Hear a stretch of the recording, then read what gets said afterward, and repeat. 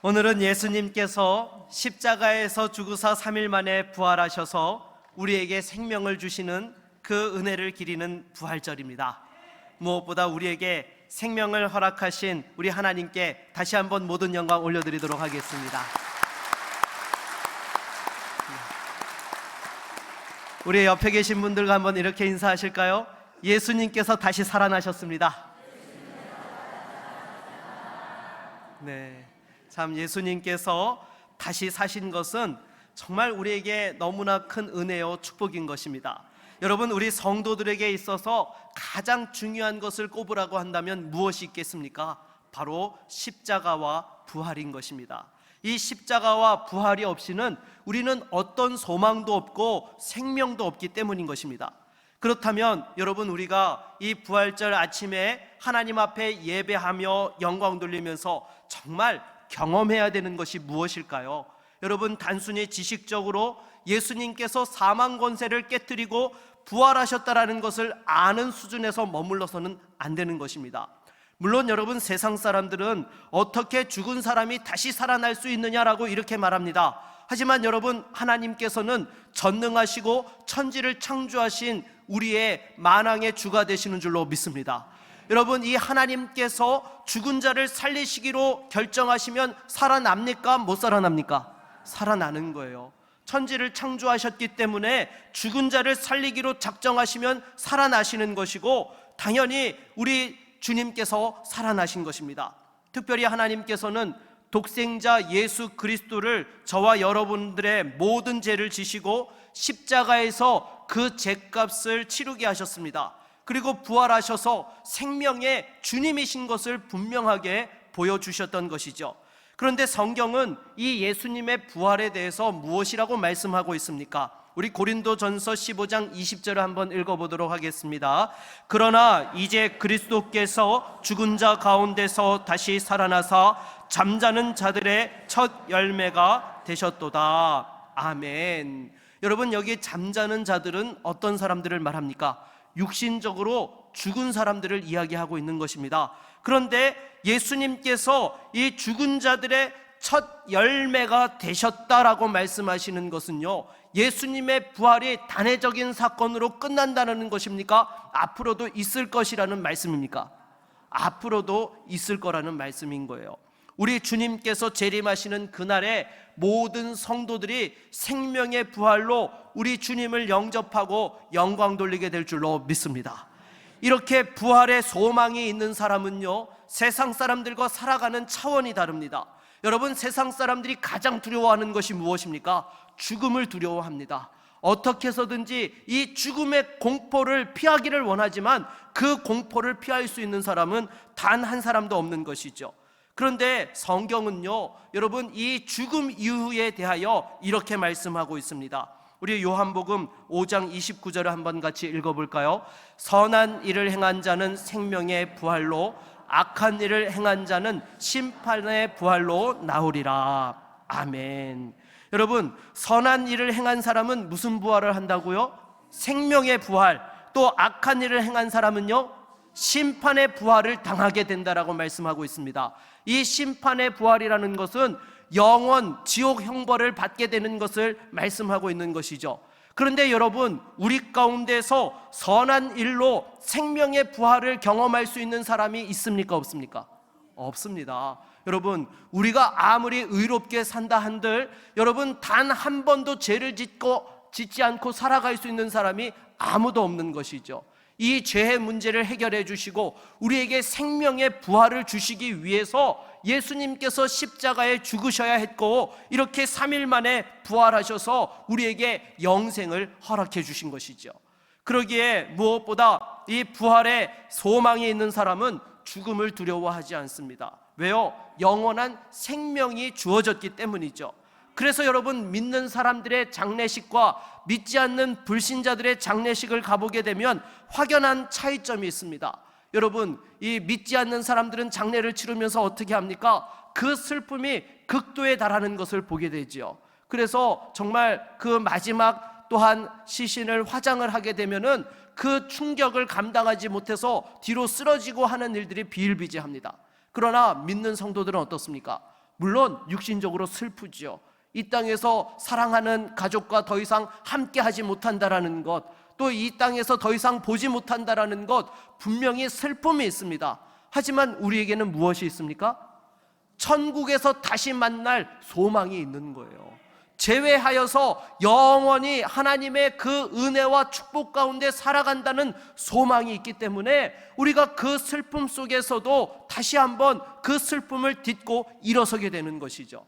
그래서 생전에 고인이 베풀어 주셨던 그 은혜와 사랑을 다시 한번 기억하면서 정말 우리가 이 땅 가운데에서 하나님 앞에서 믿음으로 달려갈 것을 결단하면서 부활의 소망으로 새로워지는 것이 우리 성도들의 장래의 모습이라는 것입니다. 그래서 여러분, 무엇보다도요, 우리는요, 이 부활의 소망이 있는 저와 여러분들이 될 수 있기를 바라겠습니다. 그런데 문제는요, 이 부활의 소망을 장례식 때만 느껴서는 여러분 됩니까, 안 됩니까? 안 됩니다. 여러분, 많은 분들이요, 이 부활의 소망을 평상시에는 잊고 사세요. 그냥 장례식에 가가지고 장례를 치르면서 그래, 우리 돌아갈 본향이 천국이었지, 나에게는 영생이 주어졌지, 그제서야 여러분 부활의 소망을 그때만 잠시 가지고 있다가 또 일상으로 돌아가게 되면 부활의 소망과 능력과는 관계없이 그냥 일상에 허덕이면서 살아갈 때가 너무나 많다라는 것입니다. 아니요, 여러분, 우리 성도에게는요, 이 부활의 소망이 일상을 살아가는 순간에도 우리와 함께하고 그것이 부활의 능력으로 우리 삶의 실제가 되어야 하는 줄로 믿습니다. 그럴 때에 세상에 종노릇하지 않고 세상에 굴복하지 않는 것입니다. 여러분, 성경에서도 믿음으로 승리한 인물들의 공통점이 무엇입니까? 이 부활의 소망과 능력을 경험하였다라는 것이죠. 여러분, 아브라함을 보십시오. 100세에 얻은 그 아들 이삭을 모리아산에서 하나님이 번제로 드리라고 할 때에 번제로 드릴 수 있었던 것이 하나님께서 반드시 살리실 것이라는 부활의 소망과 확신이 있었기 때문인 거예요. 여러분, 만약에 이 아들이 죽고 끝난다고 하면 여러분 어떻게 그 아들을 번제로 드릴 수 있습니까? 부활의 소망과 확신이 있었기 때문이라는 것입니다. 여러분, 다니엘이 정말 한 달 동안 왕 외에는 다른 신에게 구하지 말라고 기도 금령이 떨어졌는데도 불구하고 하나님 앞에서 평상시 3번 기도하던 그 기도의 습관을 쫓아서 기도하다가 사자굴에 던져졌습니다. 여러분, 어떻게 그렇게 할 수 있었던 것입니까? 부활의 소망이 있었기 때문인 줄로 믿습니다. 여러분, 신약 시대에 많은 성도들이 그 로마 제국의 핍박 아래에서 사자밥으로 던져지고 또한 십자가에 못 박아 죽임을 당하면서도 끝까지 그 믿음을 지킬 수 있었던 것 역시 부활의 소망이 있고 확신이 있었기 때문에 그 두려움에도 굴하지 아니하고 끝까지 믿음을 지키며 나아갔던 것입니다. 그러면 여러분, 우리는 왜 일상을 살아가며 이러한 부활의 능력과 확신으로 살지 못하는 것일까요? 그것은 둘 중 하나라는 거예요. 첫 번째는요, 물과 성령으로 거듭나지 않았기 때문인 것입니다. 여러분, 요한복음 3장 5절을 같이 한번 읽어보도록 하겠습니다. 같이 읽겠습니다. 예수께서 대답하시되 진실로 진실로 내게 이르노니 사람이 물과 성령으로 나지 아니하면 하나님의 나라에 들어갈 수 없느니라. 아멘. 여러분, 물과 성령으로 거듭난다는 것이 무엇입니까? 내가 하나님 앞에 죄인인 것과 오직 예수 그리스도의 십자가의 보혈의 공로가 없이는 영원한 생명을 누릴 수 없다라는 것을 깨닫고 예수 그리스도를 나의 구주로 모시는 것을 말씀하고 있는 거예요. 자신의 의로움이 아니라 예수 그리스도의 십자가 공로만을 의지하는 것입니다. 이렇게 거듭난 사람은 영원한 생명을 얻게 되고 성령께서 인쳐주셔서 하나님을 아버지라 고백하며 그 삶에 영원한 생명이 주어지며 그 삶이 또한 죄된 삶을 버리고 하나님 말씀대로 살아가는 변화의 역사들이 일어나게 되는 것입니다. 그래서 여러분, 우리가 예수 믿고 구원받았다 하면서도 죄를 대수롭지 않게 여기고 가볍게 여긴다고 하면 그건 아닌 거예요. 여러분, 내 죄 때문에 예수님께서 십자가에 그 물과 피를 쏟으시는 고난을 당하셨어야 되는데 어떻게 죄를 가볍게 여길 수 있단 말입니까? 그것은 있을 수 없는 일입니다. 물론 우리가 육신이 연약하여서 넘어질 수는 있습니다. 그러나 연약해서 넘어지는 것하고요, 죄를 가볍게 여기는 것, 이거는 차원이 다른 이야기라는 것입니다. 혹여라도 아직까지 거듭나지 못한 분이 있다라고 한다면 자신의 죄인됨을 깨닫고 십자가의 예수 그리스도를 만나는 은혜가 있기를 바라겠습니다. 여러분, 이게 정말 중요한 거예요. 이것이 되지 않으면 아무리 신앙생활을 오래 했고 모태신앙이라 할지라도, 교회에서 훈련 많이 받고 봉사를 많이 했다 하더라도 소용이 없는 것입니다. 여러분, 요한복음 3장을 보게 되면 니고데모라는 사람이 예수님을 찾아왔지요. 이 니고데모가 어떤 사람이었습니까? 바리새인으로서 또한 사내들인 공회원의 한 사람이었던 사람이 바로 니고데모였습니다. 하나님의 말씀에 있어서 누구보다도 또한 정통하고 권위를 가지고 백성을 가르치며 또한 중요한 정책 결정을 하고 있던 사람이 바로 니고데모라는 사람이었던 것이죠. 그런데 예수님께서 거듭나야 되겠다라는 말씀을 하실 때에 그 의미를 깨닫지 못하고 뭐라고 묻습니까? 어떻게 사람이 다시 모태에 들어가서 다시 태어날 수 있느냐고 1차원적인 육적인 질문을 하였던 것입니다. 사랑하는 여러분, 성령 하나님께서 정말로 믿어지는 은혜를 허락하여 주셔서 새롭게 거듭나는 믿음의 성도님들이 다 되실 수 있기를 바라겠습니다. 두 번째로, 여러분, 우리가 이 부활의 능력으로 살지 못하는 이유가 무엇인가 하면은요, 예수를 위해 살지 않고 자신을 위해 살기 때문이라는 것입니다. 여러분, 성령으로 거듭난 하나님의 자녀들에게는 중요한 특징이 있는데요, 바로 예수님을 주님으로 믿게 된다는 것이죠.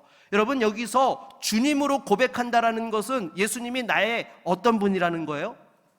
주인 되신다라는 것을 말씀하고 있는 거예요. 여러분, 이것은 정말로 중요한 것입니다.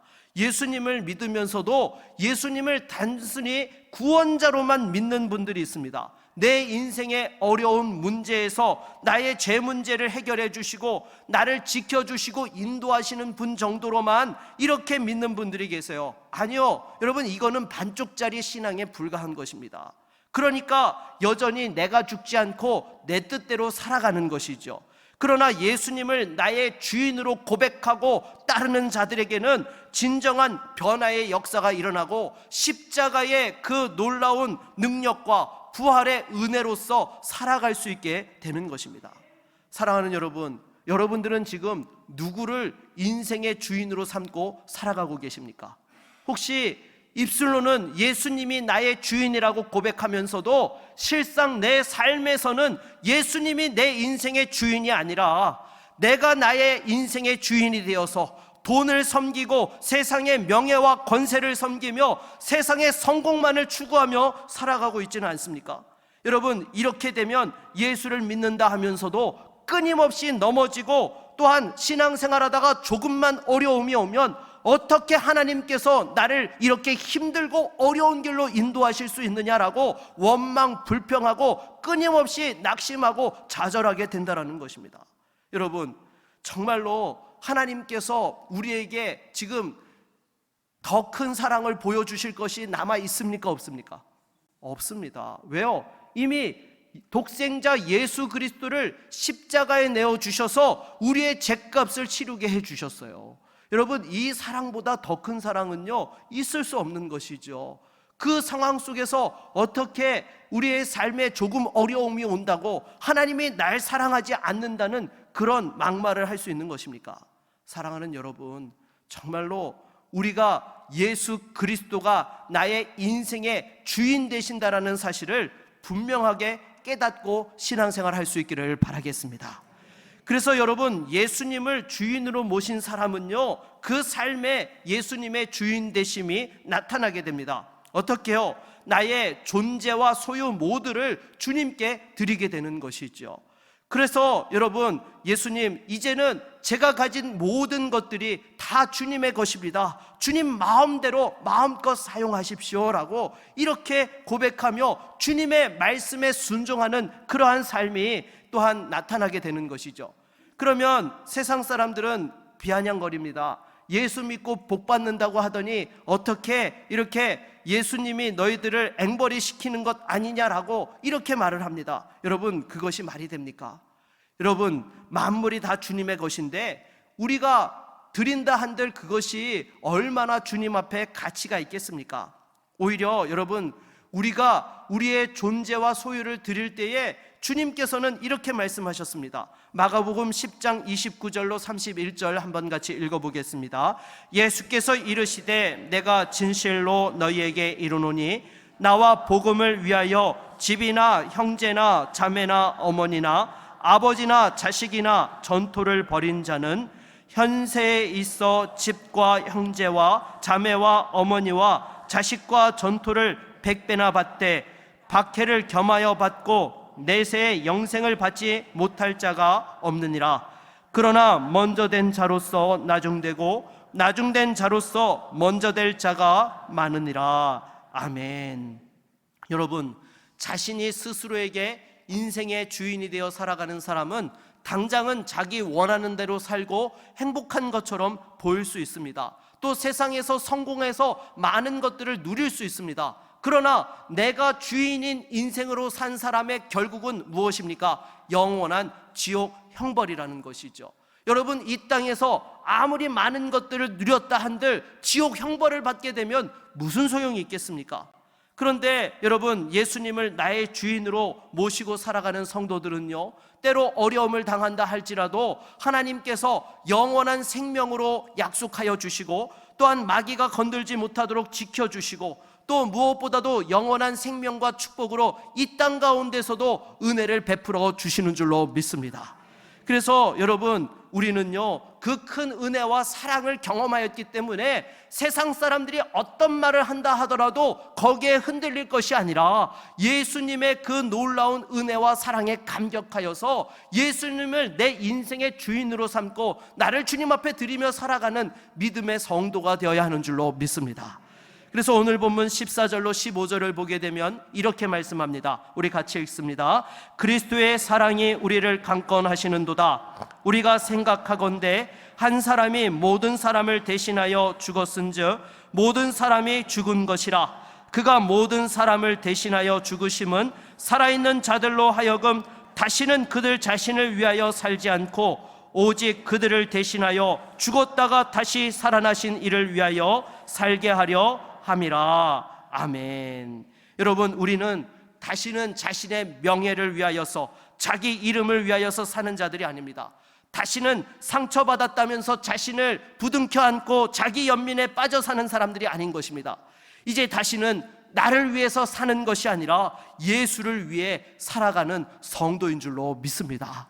우리 옆에 계신 분들과 한번 이렇게 인사하실까요? 예수를 위해 삽시다. 네, 여러분, 이와 같이 예수를 위해 살아갈 때에 부활의 능력이 우리 삶의 실제가 되고 또한 그 가운데 하나님의 뜻과 그 하나님의 영광을 따라서 쓰임받으며 하나님의 기쁨에 참여하게 되는 줄로 믿습니다. 그렇다면 이렇게 예수님을 내 인생의 주인으로 잘 모시고 살기 위해서는 어떻게 해야 될까요? 첫 번째로 주님의 음성에 귀를 열어야 되는 줄로 믿습니다. 여러분, 신명기 15장 16절로 17절을 한번 같이 읽어보도록 하겠습니다. 종이 만일 너와 내 집을 사랑함으로 너와 동거하기를 좋게 여겨 내게 향하여 내가 주인을 떠나지 아니하겠노라 하거든 송곳을 가져다가 그의 길을 문에 대고 뚫으라. 그리하면 그가 영구히 내 종이 되리라. 내 여종에게도 그같이 할지니라. 아멘. 여러분, 구약시대에 이스라엘 백성들이 또한 다른 이스라엘 백성에게 종이 되어 6년 동안 살고 나면은 종살이를 마치고 자유를 얻을 수 있게 되었습니다. 그런데 이 종으로 살았던 사람이 그 주인을 너무 사랑한 나머지 자기가 여전히 이 집의 종이 되기를 원한다라고 하면은 그 종됨의 표시로 문에다가 그 길을 대고 송곳으로 뚫게 하였다라는 것이죠. 이것이 갖고 있는 의미가 있습니다. 바로 그 주인의 음성을 듣는 귀가 주인의 것이 되었다라는 것이죠. 그러기에 여러분, 우리가 예수님을 주님으로 제대로 모시기 위해서는요 항상 하나님의 말씀에 우리의 귀가 열려 있어야 되는 줄로 믿습니다. 여러분 세상의 소리에는 민감하고 돈 소리에는 민감하면서 주님의 음성에 민감하지 못하면은요, 여러분 절대로 예수님을 주님으로 모시며 살아갈 수 없게 되는 것이죠. 그래서 여러분 무엇보다도요, 성경을 통해서 주시는 하나님의 음성을 잘 들을 수 있기를 바라겠습니다. 그럴 때에 우리가 기도하면서 또 삶을 살아가는 그 순간순간마다 하나님이 주시는 감동을 제대로 분별해낼 수 있게 되는 것이죠. 절대로 여러분 이 하나님의 음성에 맑기가 어두운 성도가 되어서는 안 된다라는 것입니다. 무엇이 어두우면 안 된다고요?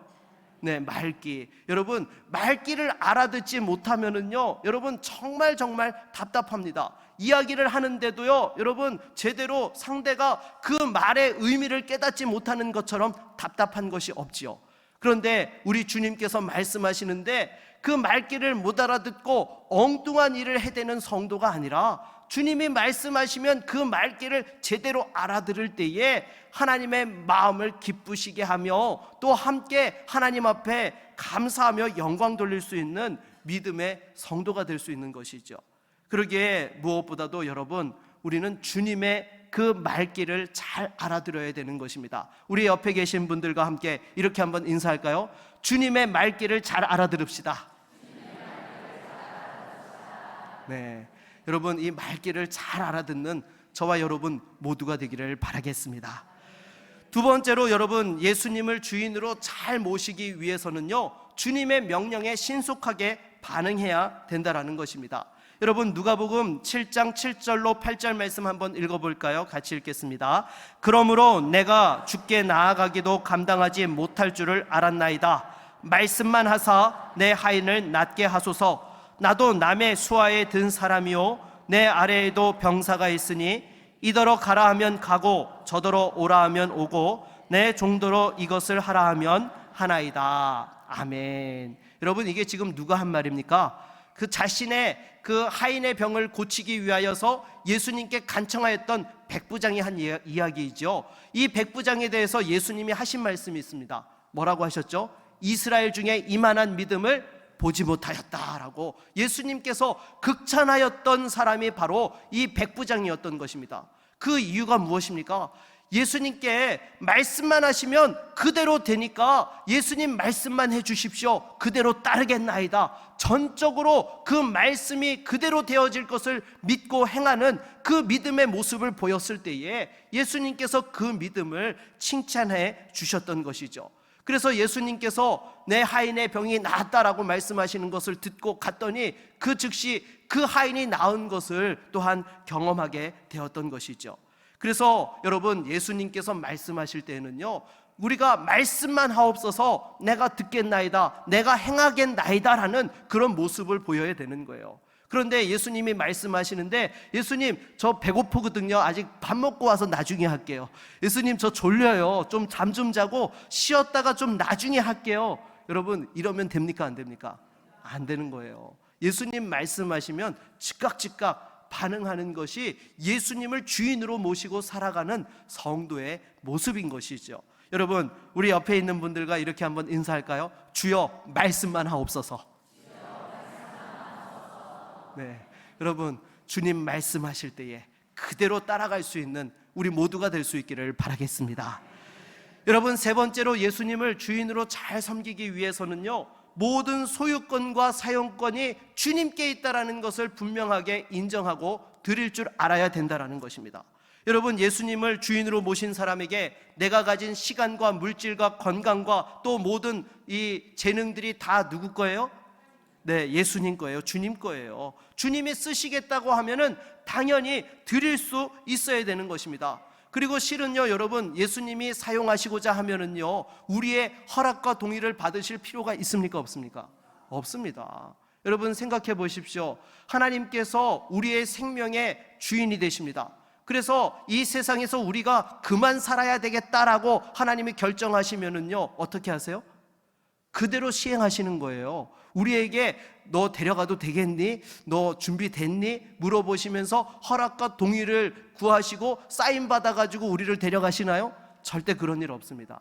하나님께서 데려가시기로 작정하시면은요, 그냥 하나님 뜻대로 그 하나님의 뜻하신 일과 시에 하나님께서 데려가시는 걸로 끝나는 거예요. 우리가 가기 싫다고 해서 못 가고 그런 거 없는 것입니다. 하나님이 결정하시면 끝나는 거예요. 우리 생명도 그와 같이 하실진데, 여러분, 우리가 가지고 있는 소유에 대해서 주님이 쓰시겠다고 하면 당연히 주님 앞에 드리며 또한 기쁨으로 영광 돌릴 수 있어야 된다라는 것입니다. 그러기에 여러분, 우리는요 세상 사람들과 다른 사람들인 거예요. 여러분, 세상에서는 요즘 이런 말이 있죠. 재능 기부라는 말을 합니다. 전에는 돈으로 기부하는 것인 줄 알았는데 요즘은 재능으로도 기부한다라고 하죠. 정말 좋은 일이에요. 그러나 하나님 앞에서는요, 여러분, 이 재능 기부라는 말 성립이 됩니까? 안 됩니까? 안 되는 거예요. 우리가 하나님 앞에 기부하는 것이 아닙니다. 하나님의 것을 하나님께 드려서 하나님이 영광 받으실 수 있도록 하는 것이 바로 성도가 이 세상을 살아가는 모습이어야 한다라는 것이죠. 사랑하는 여러분, 항상 내가 가진 모든 것이 다 주님께서 주신 것이고 또 주님께서 마음껏 쓰실 수 있도록 드리면서 하나님 앞에 영광 돌리고 그 기쁨에 참여할 수 있는 믿음의 성도가 될 수 있기를 바라겠습니다. 말씀을 맺도록 하겠습니다. 부활의 능력으로 살아간다는 것은 예수 그리스도를 내 인생의 주인으로 모시는 것입니다. 여러분, 예수님을 내 인생의 주인으로 모시기 위해서는 무엇보다도 그 주님의 음성에 민감할 수 있기를 바라겠습니다. 또 주님의 명령에 신속하게 반응하며 주께서 쓰시겠다고 하면 그 모든 것들을 기쁨으로 드릴 수 있어야 되는 것입니다. 이럴 때에 세상과 구별되어서 세상과 싸워 이길 수 있고 나를 위해 대신 죽으시고 부활하신 그 주님의 은혜를 힘입어 이 세상과 또한 싸우며 승리하게 되는 것입니다. 그리고 무엇보다도 우리는 그리스도 안에서 새로운 피조물이 되었습니다. 나아가 주님께서 하나님과 우리 사이를 화목하게 하셨던 것처럼 가정과 일터에서 주의 몸된 교회에서 또 화목하게 하는 사명을 감당해야 될 것입니다. 무엇보다도 이 부활절에 다시 한번 예수님을 나의 주인으로 모실 것을 결단하고 부활의 능력으로 승리하며 영광 돌리는 저와 여러분 모두가 될 수 있기를 주의 이름으로 축원합니다. 우리 한번 같이 찬양하고 말씀을 의지하여 기도하겠습니다.